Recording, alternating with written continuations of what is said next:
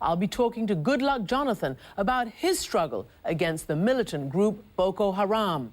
The name means Western education is a sin, and the group is blamed for killing at least 1,000 Nigerians in just this past year. Nigeria's massive oil and gas resources make it Africa's second largest economy, and yet more than half the country lives on less than $2 a day. Rampant poverty and corruption help make Nigeria, too, fertile ground for the growth of yet another Al-Qaeda affiliate in Africa.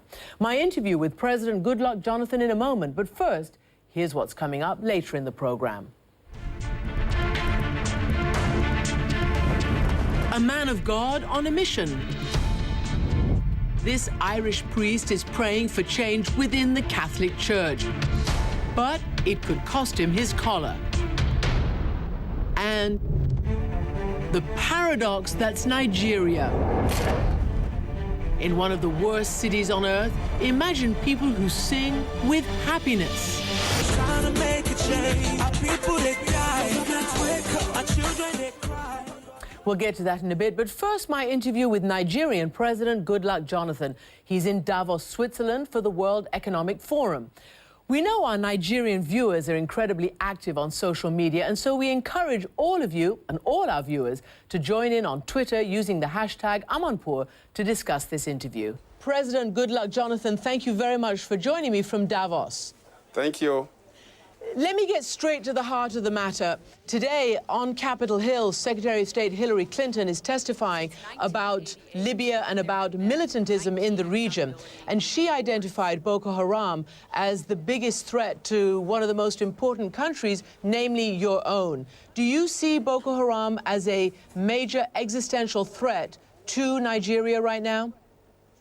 Definitely, Boko Haram, if it is not contained, it will be a threat not only to Nigeria, but to West Africa, Central Africa, and of course to North Africa. Well, of course, you know, some element of Boko Haram in the same link up with some of the Al-Qaedas operating in northern Mali and other North African countries. Of course, that's why the Nigerian government is totally committed to work with other nationals, other friendly governments, to make sure that we contain the problems in Mali.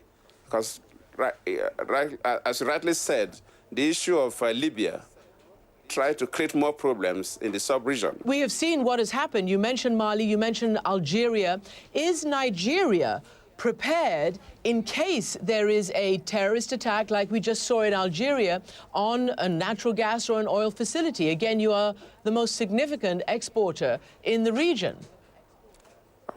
Yes, of course. What happened in Algeria is quite unfortunate. And that's why all the governments have been working day and night to make sure that we prevent such excesses.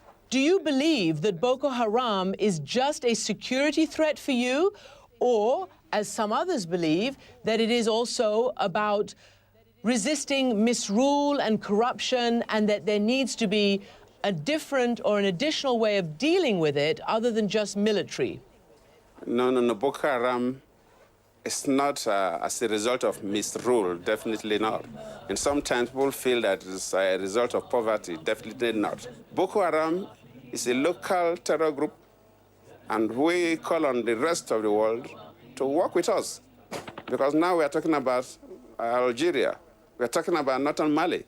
And our belief is that if you allow terror to exist in any part of the world, it will not just affect that country or that state, but it will affect the rest of the globe.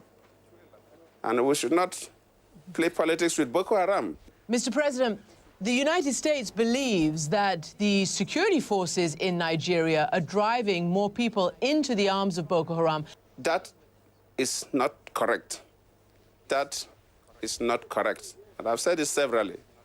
Those are insinuations by some interest group.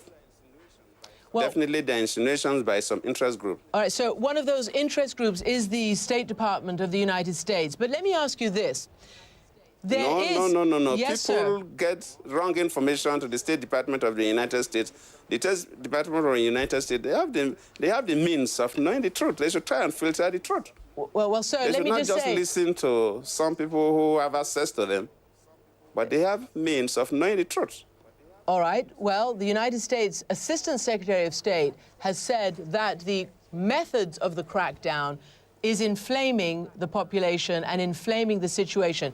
Let me move on to the issue of corruption. When I interviewed you 3 years ago now, in your first interview as you assumed power, you said that the main issues for the people of Nigeria are corruption and even electricity. Power you talked about. Well, today, those are still the same issues. Some 60% of the people of Nigeria don't have enough or regular power, regular electricity. There are constantly shortages and outages. 3 years later, what do you have to say about that? I would have loved that you ask an ordinary Nigerian on the streets of Lagos, Abuja, or any other city this question about power. That is one area that Nigerians are quite pleased with the government, that our commitment to improve power is working. So if you are saying something different, I'm really surprised. That is one area that even civil society members agree that government has kept faith with its promise. So what should I tell the people who keep contacting us and saying they hope they have electricity just to be able to watch this interview on their televisions? Clearly, it is still a big problem. Is it still a big problem, despite, you say, the progress that you say you've made? We have not got to where we should be, and of course, you know, the power infrastructure is one investment that you must complete the chain before the bulb can light. You must generate, you must transmit, you must distribute. And even if you have the money and the political will to do so, you cannot do it overnight. And we're working very hard. And I promise you that before the end of this year, power will be really reasonably stable in Nigeria. This is something that has been a problem for years. So you cannot correct it overnight. It takes time, even if you have the money. I'm sure that'll be a relief. Obviously, you do sit atop massive reserves of natural gas.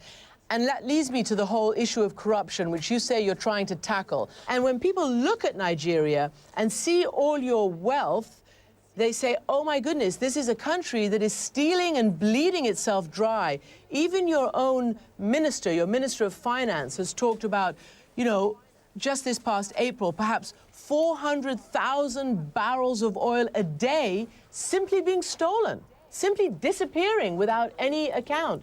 One of your ministers has said that the level of theft from the country, from the government, amounts to about $7 billion a year. That's still a problem, isn't it? In fact, when you talk about crude oil stealing, yes, I agree with you. Frankly speaking, we want the international community to support Nigeria, because this stolen crude is being bought by refineries abroad. And they know the crude oil was stolen. The world must condemn what is wrong. The stolen crude is refined abroad. It's not refined in Nigeria. President Goodluck Jonathan, thank you very much for joining me. Thank you.